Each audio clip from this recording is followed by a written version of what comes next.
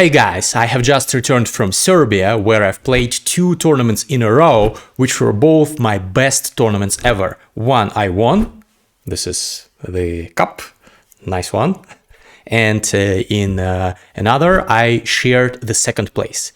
And on the basis of those 2 tournament performances, I have increased my rating by almost 90 rating points, so my FIDE classical rating is now over 2000. Finally, I'm moving closer to my goal of the FIDE Master title, and in this video I will go through the most exciting games from the first tournament. In both tournaments, by the way, I lost the first game and then had to come back, and I did. 2 comebacks. You will witness this. This is the first video about the first tournament. Let's dive into this. So this is Santa Open, an open tournament, 6 rounds, and in round 1 I'm playing the guy who's seeded number 2, I think, Vadim Afanasyev, a FIDE master from Russia. Most players from in this tournament were from Serbia, but there were also several guys from Russia or from Turkey and some other countries. So I play with the white pieces, I open with e4, and my opponent plays the Pirc defense, which is similar to what I sometimes play with black when I want an exciting position to play for a win with the black pieces. Obviously he is higher rated than me and he wants to win, and also this is in his repertoire. So b5 is one of the ways to play it. I sometimes play it with a6 b5, and this pawn I put on c5, but various plans are possible here. Here I go queen d2, very standard. I want to castle long in most cases, and he castles short, and I attack him on the king side, and he attacks me on the queen side. This is opposite side castling, and in such positions whoever gets to the opponent's king first wins. But here I decide to get creative, so he goes knight d7. I decide to get creative, to improvise over the board. For some reason I originally intended either to castle or to go g4, which are the 2 top computer choices, and in most blitz games I would immediately do this by hand, as they say. But here I decided, you know what, this looks a little bit clumsy, and maybe I can exploit his move order, the fact that he still hasn't put his bishop on g7, his king is in the center. Maybe I can break with d5. And actually the engine says that it's not the best move. It loses some of the advantage, but still it's a normal move. He takes, I take. This d5 outpost for the knight looks great. He goes a6 because my bishop was threatening to take this pawn. I put more pressure there, and I decide I will no longer castle long. Obviously, after a4, I decided to play against these weak pawns and against his lack of development, because he has still to make several moves to get his king away from here, and maybe I can go queen c3, knight c7 in some variations. Maybe I can put more pressure on b5. So white has some small slight advantage. He takes, and I'm not in a rush to take back. First I go bishop c4 to secure this position for my bishop, and when he goes bishop b7, I take. And the position is equal, apparently, but the engine changes evaluations all the time, so you shouldn't pay too much attention to the evil bar, but it's around equal. Bishop g7, he has enough time to finish development. I take. I don't remember what exactly I calculated here, but I decided that taking is best, and the engine says yes, it's one of the best moves. So he takes, and I go knight e2. You may say, why don't I defend this pawn? Well, I don't have to, because then I can go rook b4, forking both bishops, and or queen b4 also, so it's not a problem. So he cannot take the b2 pawn. He goes knight e5, I drop back, he castles, I castle, and here I evaluated this position as a little bit better for me, because I will put 2 rooks on the a file, I will put pressure on his weakness on the a6, and also in some variations I can push on the king side and try to attack him, even though it's not opposite sides castling anymore. So queen c7, knight c3, activating the knight. e6 I didn't like, the engine also didn't like, because this pawn will now be weak. So I put pressure on it. I thought that he'll defend with the rook, but he moved his bishop to e7, which is also a little bit weird because the bishop belongs on the long diagonal, I thought. And yeah, the engine says that it's, yeah, not the best move, but still playable, of course.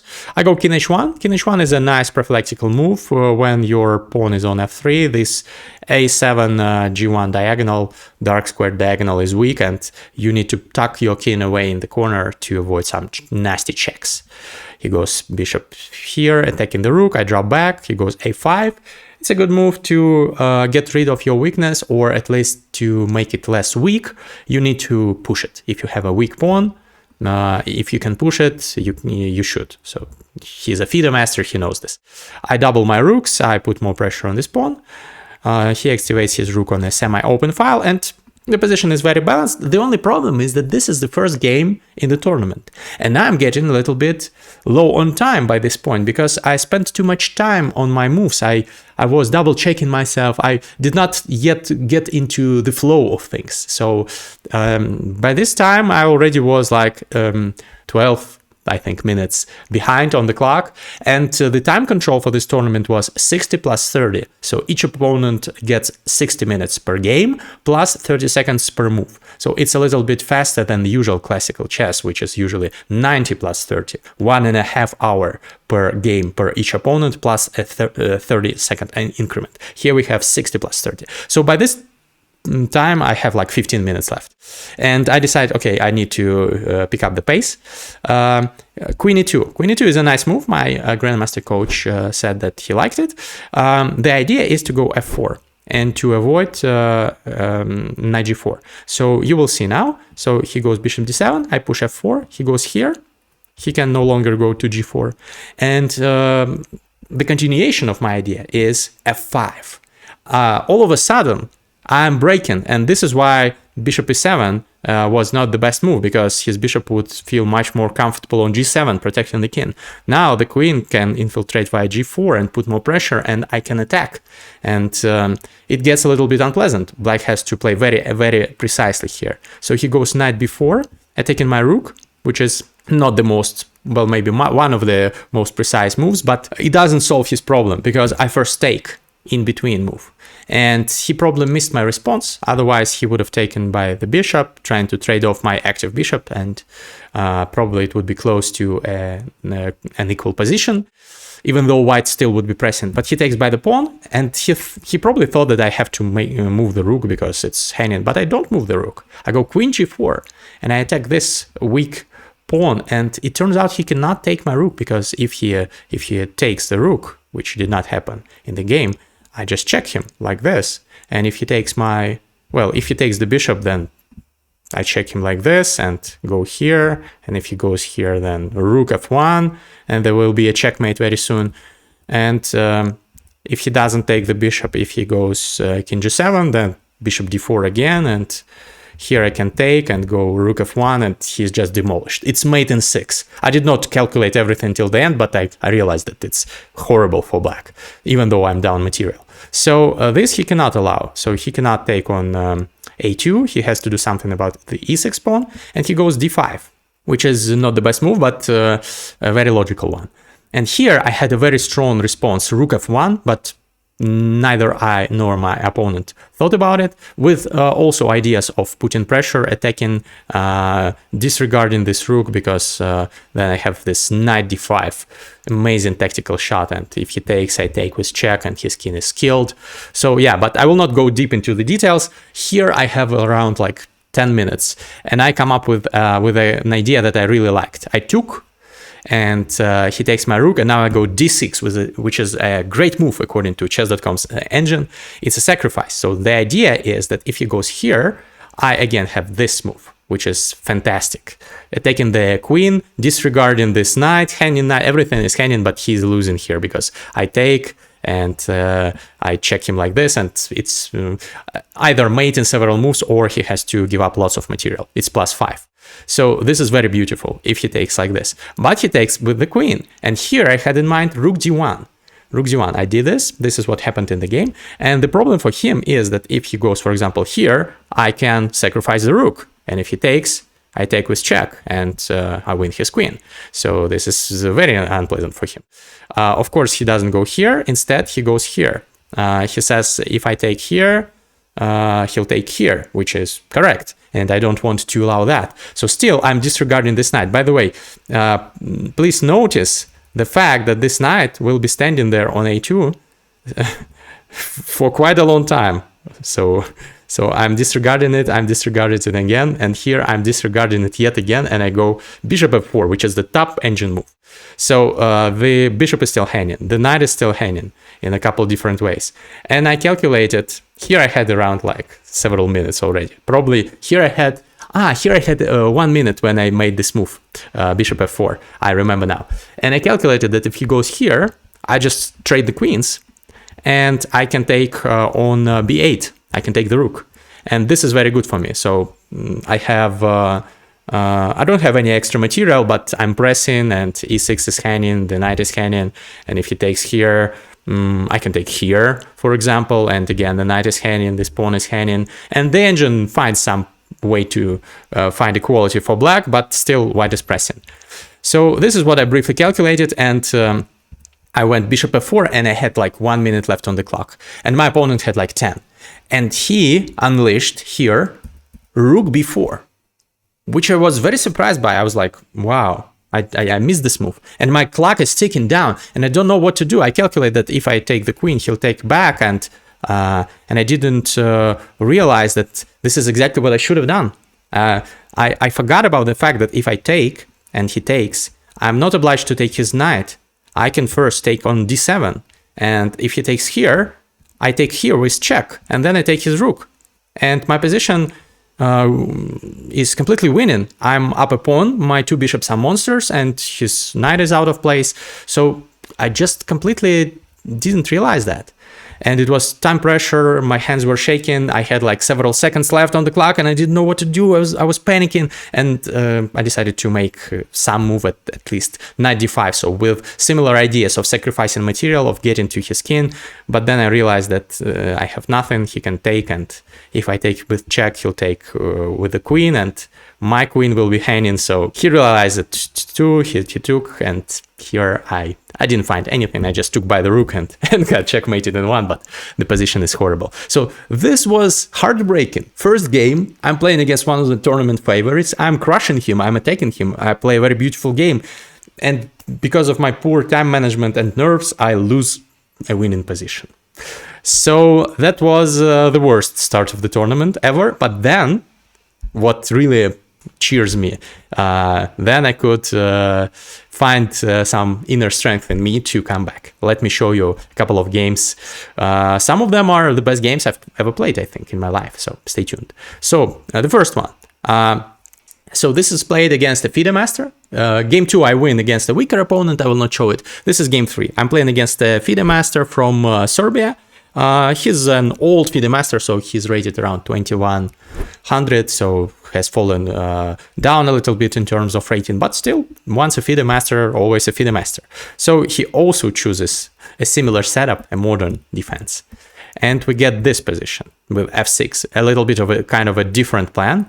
I go f4, I try to create this triangle of pawns, try to kill this bishop, and actually the engine very much likes this position for me. He goes here to put the knight on this or this square, but it's okay. I don't even care if he takes my bishop because I have such a huge space advantage. I go queen d2, castle, and he goes b5. If he takes, I'll just take by the queen, and the engine agrees that this is a dominating position for white. So he decides to go for b5 again with the plan of attacking me on the queen side and castling king side. But I'm not afraid. I just go king b1, normal prophylactical move, hiding my king a little bit in the corner. And here he goes b4. And during the game, I was like, this shouldn't be a good move. He should have first put his pawn on a4 and then go b4. This is standard. And if he goes b4, now I put my knight on a4, and it's very tricky for him to do anything about it. And I also have this nice outpost on c5. His pawn cannot move, and he cannot, well, c5 is a very standard plan here, to push and try to destroy my pawn chain. And now after b4, knight a4, it's impossible. And the engine agrees that I'm, of course, not winning, but very much better. +1 already for white. He castles. I go knight f3, finishing development. He takes, I take. Okay, he has the 2 bishops advantage, but is it an advantage? Look at this bishop, it's just seeing thin air. And he goes knight h6, and here I come up with a brilliant strategic plan. This game I played at like 95% accuracy. Even though this knight is stupid and the knight is on the rim, I correctly evaluate that I can trade my bishop for this knight and then completely paralyze him by putting my knight on c5, creating this powerful outpost, which is exactly what happened. Top engine moves. And now going e6. This pawn is like a thorn in black's position. Black can no longer activate bishops. Light squared bishop cannot be activated. So he will need to spend a lot of time to go a5, then bishop a6, even though even this doesn't help because what is that bishop doing? So the bishop is not activated. This one is also not active at all. What is more, after queen d6, my next move is f5. I'm sacrificing a pawn, again, a top engine move. I'm sacrificing a pawn to make it even harder for him to activate this bishop, because now he has to go then first f4, then f5, and even this doesn't really help, as you will see.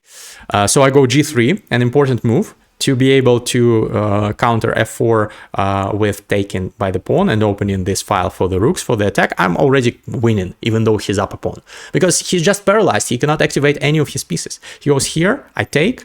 Now, at least he has some breathing space for his bishop if he goes f5, which he does, but nevertheless, I just go rook g1, I pin the bishop, I want to double up on this file and crush him, and this rook will never join the game. It doesn't have any time to join the game because this bishop is in the way. The bishop cannot move anywhere. If the bishop takes now, then I'll just take it because I have two defenders. So of course he wants to do something about it. He goes rook f6, he wants to add the third attacker and now threaten to take, but he's not actually threatening anything. I just go rook g3, because if he takes now, I can just double up here, and the bishop is unable to get out of this unscathed, because the only move to defend the bishop is rook f7, but then this rook no longer defends this, so rook f7 I'll just take here, and it's horrible for him. So unfortunately for him, he still cannot take this pawn, and I'm threatening to double up, and he can do nothing about it. He goes rook g6, trying to prevent this, but I just trade the rooks, and I add another attacker to the g6 pawn. And if he goes here, then I have knight g5, and it's just horrible for him. This is a funny checkmate, for example.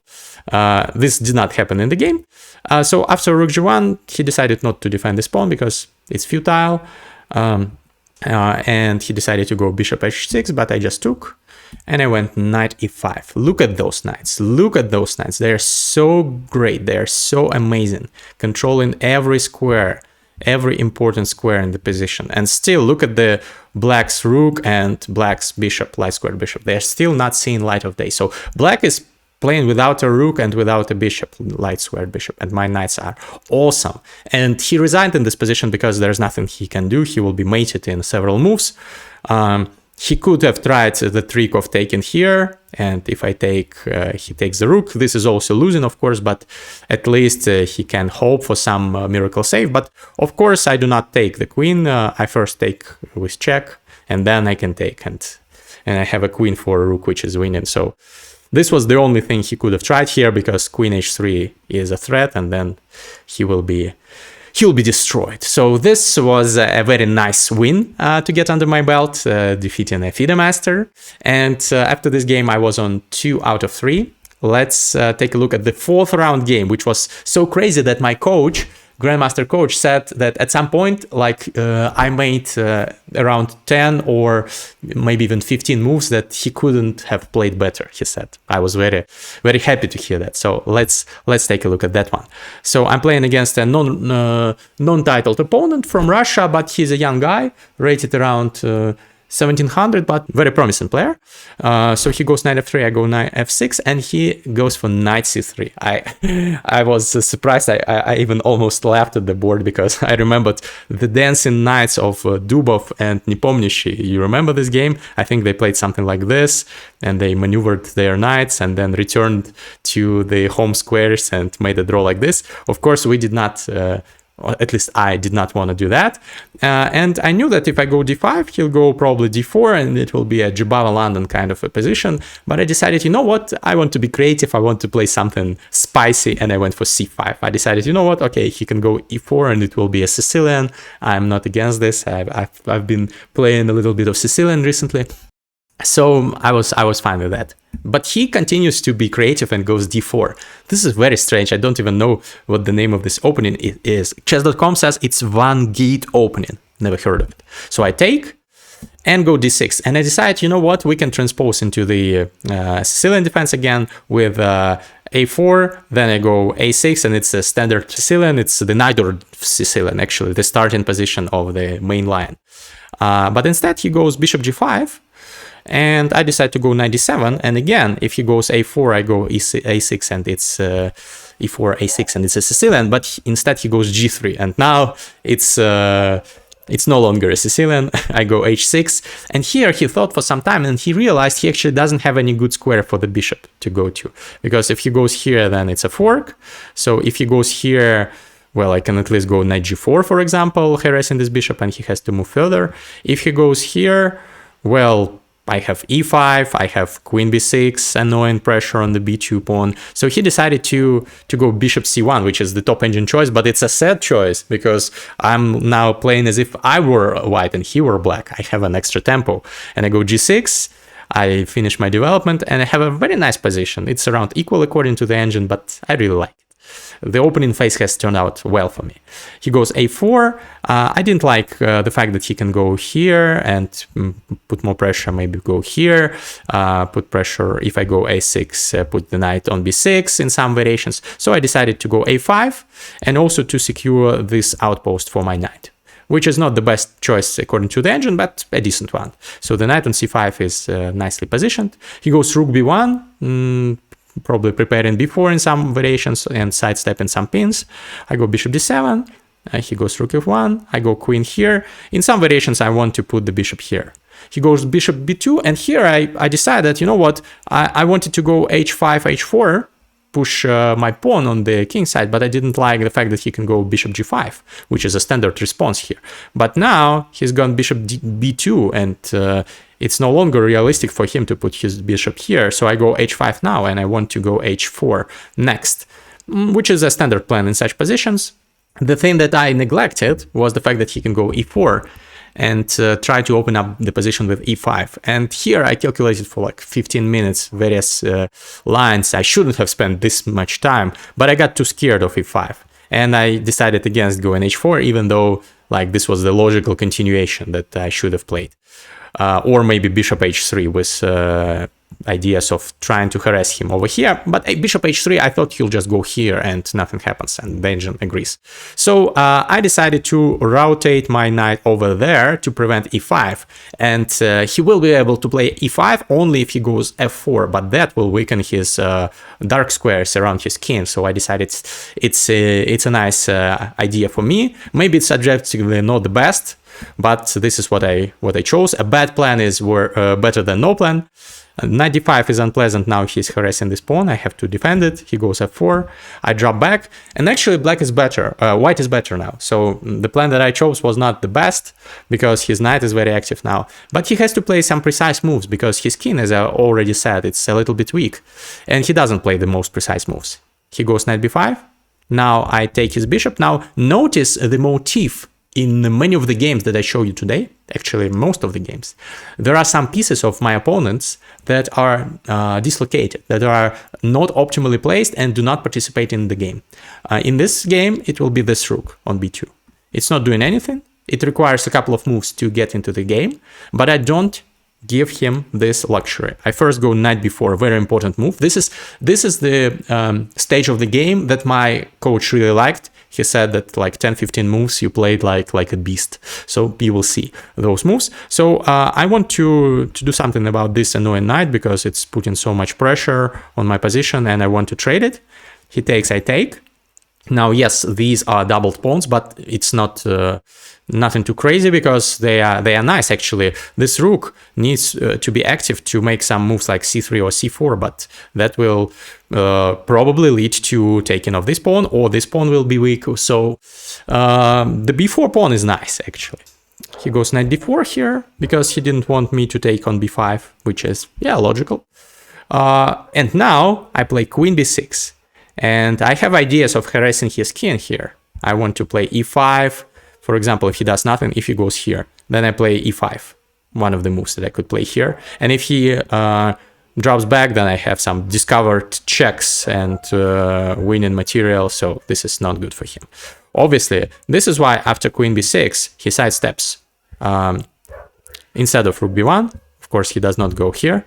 He does not have the time. He goes king h2, sidestepping. But now I go e5, very standard pawn break in such positions, because I do not want him to activate his light squared bishop by going e5 and also activate his rook. So this move is preventing the activation of two of his pieces. Both of those pieces are now clumsy, dislocated, just like this rook. So most of his pieces are now not optimally positioned, which is why the engine says it is -1 advantage for black. Takes, knight drops back. Now this pawn is hanging, but instead of just defending it, I play the top engine move, which is rook a to d8. Because if he takes, I will remove my bishop and taking this queen, and it will not be pleasant for him. So instead of defending, I counterattack. He sidesteps. Now I defend this pawn. He goes queen e3, attacking the knight, and I go b6. Now this knight is very firmly positioned here. The engine approves of this move. It's not the first line of the computer, but one of the lines. The knight is secured here, and next I want to activate my bishop, put pressure over there, put more pressure. You will see what happens. This is the stretch of the game that I'm proud of. So he goes rook f1, threatening some discovered attacks on the queen, but actually there is nothing threatened. I just go bishop c6, continuing with my plan. He jumps, attacking my queen. I slide the queen one step behind, but it's still serving a lot of purposes, protecting everything, trying to participate in some attacks in future. And yeah, and the position is great. This rook is still not active. This bishop is not active enough. He tries to activate the knight and he attacks this pawn, but I just disregard it. I go rook d4, activating my rook. My pieces are jumping, are breathing into life. This is beautiful. Now it's -2 advantage for black. I'm outplaying my opponent. He takes the pawn, I take his pawn. And now his king is starting to feel very weak on the second rank. And this knight is amazing. And this rook is still not in the game. He drops back. I go h4. A little bit dislocating further some defenders in his position. So he goes g4. Now I have the g3 square for my knight potentially. But I don't go there immediately. First, I double the rooks. I, in some variations, want to put the rook on d1 or d2, infiltrate, and it's already -3 advantage for black, so I'm completely outplaying my opponent. Finally, the rook moves to b1, moves back, but it's too late already. I go queen c5. I now threaten some nasty ideas in connection with discovered attacks. For example, rook takes c4. And this queen is hanging, and this would win a knight. So he has to defend the queen. And now I go knight d2. And it's completely winning. Because if he takes, I take with check. And he cannot even block rook f2 because I'll take on f2. And this queen is defending this rook. So, and if he goes here, for example, queen c6 and check and queen takes c2, these all moves win. So, he doesn't take on d4, instead he goes rook f2, but now I just trade. If he takes the queens, the endgame is winning for me. He avoids it, he goes here, but I continue putting pressure on him. I go e4, my pawn is rolling. I go rook c3, now I'm attacking his pawn. He has to drop back to h2, which is again a very clumsy position for the rook. I go e3, putting even more pressure on his position. Now rook d2 is on the cards, queen d5 check, queen c6 check are on the cards. He goes queen b5, offering a trade of queens. Of course, I I don't have to trade the queens, but I can take another pawn. If he takes, I'll take. And again, this is very, very much winning. For example, takes. And if he goes here, then I have this check. And if he goes here, I have this check, and he'll lose material at the end of this variation. So he cannot do that after I take this pawn. So he takes the rook, I take the rook, he takes this pawn, but now I find a nice finish. I go queen c6 check. Look at this beautiful board geometry. He goes king g1, and now I go rook d2. And there is a threat of queen g2 checkmate, and he has nothing. He has no defense. He checks me. And I go king h7, and he resigns here because the only defense he has is giving up the queen for the rook, but it is, of course, hopeless for him. So I get this important win, and after 4 games, I'm on 3 points, so 3 wins in a row. This tournament lasted 6 rounds, so there are 2 more rounds to go, and in the 5th round, I was playing a very strong opponent, 2100 plus rated, and we made a draw. I got into crazy complications, I sacrificed a piece, but it was a draw at the end. It was not the best game and not the most instructive, I think, so I will show you the last game that I played in the last round, where I had to play for a win to try to hold on to the prizes, to get on the pedestal. And in the last game, I was playing Lawrence Sandor, a Serbian player, rated around 2130, something like that. So again, most of the opponents I played in this tournament were stronger than me by elo, but still I played for a win in every game. And this one is probably the best game in the tournament. So stay tuned. This is crazy. So I'm playing with the black pieces. I need to play for a win. He opens with d4, and we get this position, some kind of like a mix of Jabava London with knight c3 and bishop f4, but also with c4 included, some hybrid position, not a usual opening that you will encounter a lot, but it exists. I go knight h5 here, taking the bishop, and I go h6. And now I decide to do something a little bit crazy because I have to play for a win. I go g5. So obviously this attacks the bishop, and if the bishop drops back to g3, then I'll just take it and I'll play with the 2 bishops advantage, even though white has also its trumps in the position. But of course I saw that after g5 he is not obliged to go bishop g3, but he also has this knight d2 move, attacking my knight. And the problem is that if I take, he'll take my knight, and my pawns will be ugly, doubled, and my king will be wide open for attacks. But I decided, you know what, I will risk it, because his king will also be vulnerable in many variations. I don't know what he's going to do with his king, it's still in the center. So I decide to take and go e5, breaking open the position. It's actually a great choice, practically, and the engine says it's one of the best choices in the position. And I wanted, if he takes here, I wanted to go knight c6, which is actually the top engine move. So I'm not capturing back. I don't need this pawn. I need activity. If he takes here, I take by the queen, and you see my pieces are kind of nasty here and can pose a lot of problems for my opponent, even though I'm down a pawn here. So the engine likes this. Now, white has some advantage if white plays the best moves, the only moves, but it's more pleasant to play with black this, I think. So he avoids taking this and opening up the position. Instead, he goes knight f3, but this allows me to open the e-file. And now his king is more open than before. And I thought probably I could check him, but also I thought I need to open this diagonal. So I went c5, which is another choice of the engine, second line, or first line actually. Yeah, it's the first line of the engine.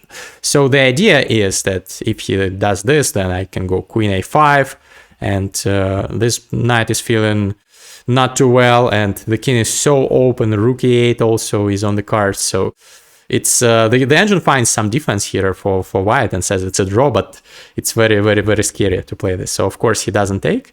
Instead he goes with the castle, and now I decide I will not take because his knight will get active, maybe jump here or here. Why do I activate his pieces? I don't want to activate his pieces. Instead I go knight c6, again sacrificing the pawn. I say take my pawn, and I'm actually sacrificing 2 pawns because I want to go here, and he cannot take by pawn because his queen would be hanging, but he could take here.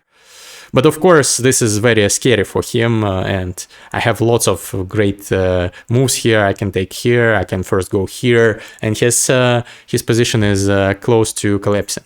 So he decided against taking those 2 pawns here. He decided to go for activity, knight d5, but here I take, and this time he doesn't get a knight on d4. I protect this pawn, and the knight on d5 is nice, but it's the only nice piece in his position. And here he started thinking, he realized that his position is getting worse, and he didn't like the idea of queen g5 check for me. Just exchanging the queens. For example, if he goes, let's say, bishop d3 here, I will go here, check, maybe. And my pawn structure is now better. No doubled pawns, and I have an extra pawn and the 2 bishops advantage. These pawns are doubled, but they are strong. They are strong pawns. Even though probably I would not go queen g5 actually. I would go for an attack. I would go for a similar plan that I used in the game, which you will see soon. But because of this, he was not happy about queen g5. He went f4. He also wanted to attack me, which is logical. But now this is the move that my grandmaster coach really liked. I go b5. I just sacrifice this pawn because I need to blow open the position. Don't count the pawns if you have this crazy kind of opposite side castling position. You need to get to the enemy's king. The pawns are just instruments in doing that. So if he takes here, I have lots of good moves, but probably bishop e6 is what I would have chosen. Putting more pressure. My 2 bishops are very dangerous here. My queen will get active. My rooks will put more pressure, and I think this is not survivable objectively. So he decides against taking this pawn. He goes g4. He tries to launch a counterattack, which is very logical here, but he's not in time. I take his pawn. Now he has to take back, of course, and he activates the bishop at least. But now I perform a series of best moves according to the engine that my coach really liked. Bishop e6 first, putting pressure over there. Now he sidesteps the pins on the c-file, but still, rook c8. Putting pressure on the bishop. He drops back, and now rook c5. Again, a nice maneuver with the rook, pinning this knight. And it turns out he will not be able to defend the knight. Next, I'll go queen a5, and the knight will just be lost, unfortunately for him. So he decides to go for a crazy attack, last-ditch effort. I take, I go queen a5. Now this bishop is doomed. He goes g5, trying to get to my king, but I just take. He takes one of the pawns. I go takes, and rook b8, and now I'm attacking. I'm up a bishop, but I'm also attacking. This is a threat. For example, if he goes g6, continuing his attack, this is a threat. Check, check, checkmate. So unfortunately for him, he doesn't even have time for g6 for trying to create some counterplay. He has to defend against this. He goes rook d3. Controlling the c3 square to prevent this from happening. But now I double up. My rooks are very powerful here. He goes here. I go queen b6. This is the Alohin's or Elekine's gun. Legendary tripling up with the queen and 2 rooks on the same file. He tries to hold on for dear life, but now I go queen c5. Now I can win the queen for a couple of rooks with a great position for me, which is exactly what I do. I win the queen for a couple of rooks, and sometimes 2 rooks are good for a queen, but I also have a bishop, and I also have some very good pawns, and I also have a great attack on the king. So I check him, I take some pawns with check, and I go king f7. So the rook is attacked. My bishop will now be active because it used to be pinned. I want to check him, but I'm pinned, so I first go here, and now I check him. Now I check him again. And I go bishop e3, and his rooks lose coordination, so I'm threatening checkmate in 1, and I'm also threatening to take his rook. So he has to give up the rook for a bishop, and this is just hopeless. I check him, I push the pawn, I check him again, I push the pawn. And in this position, he resigns, and I get this important win. And I finish the tournament at 4.5 out of 6 points. I share the second place with the guy that defeated me in the first round, the FIDE Master. I perform better than some of my very strong opponents like FIDE Masters and International Masters playing in the same tournament.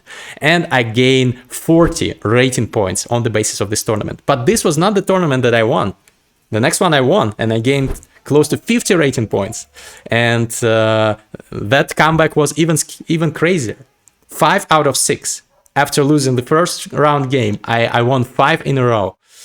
and I will tell you more about it in the next video. If you want me to record it as soon as possible, please drop a comment. I need to see your activity in the comments. Thank you for watching, and thank you for your kind wishes. See you in the next one.